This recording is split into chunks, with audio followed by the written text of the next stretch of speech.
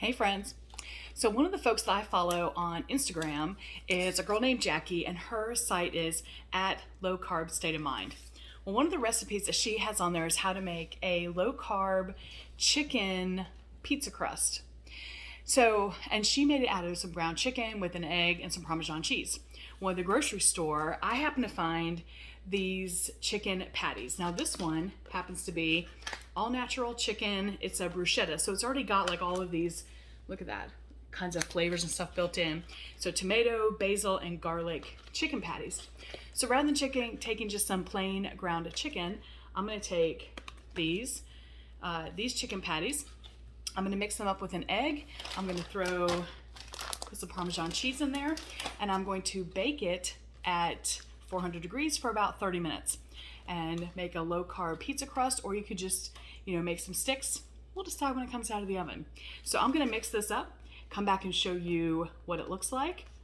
And thanks for coming along with my latest experiment. All right, see you in a minute. All right, so I took my 2 patties. I mixed in some fancy shredded Parmesan cheese, probably like 2/3 of a cup. I don't know, who measures anything? And 1 egg. I put 1 egg in. So I mixed it all up, and then I made it look like this awesome rectangle. Normally I wouldn't have been so nice about it, but I spread it out on my baking sheet here. So this is gonna go in the oven for 30 minutes at 400 degrees. I will probably broil it at the end too, but I will keep you posted. All right, look how colorful that is. So who knows, I might do some pizza with this. Maybe I'll just do some sticks with maybe, I don't know, a little bit of dipping sauce, but we'll see. So this is going in the oven, and I'll be back to show you the end result.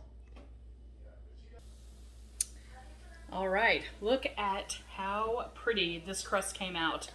I did put it under the broiler for a couple minutes as well, just to get that nice little crust. So from here, you actually have a couple of options. So I have some Rouse sauce, some mozzarella cheese, and some pepperoni.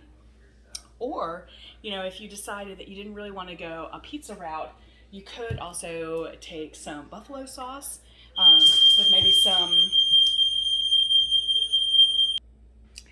And that's what it's like cooking in my house. That was because I had the broiler on probably a little too long, and a little smoke detector went off. All right, so I'm gonna put some cheese and tomato sauce on this and make us a little pizza. But before I do that, I will cut a little slice off just to show you. So you could also do some breadsticks with this. So look at this consistency. It's nice and crunchy. Has a nice little flavor from the chicken. It actually tastes very crust-like. So I recommend this. You could also just maybe take your Rouse sauce and do a little dipping. Lots of different options. So even though my smoke detector went off, obviously it alerted me to the fact that this was done. Other folks use their oven. I just use a smoke detector. It's loud, so I can hear it from anywhere in the house. All right, this is a great recipe. I can't wait to try it with our pizza toppings. Oh, I will share this with you. The other kind that I saw in the store is this one. So this is a spinach and feta chicken patties.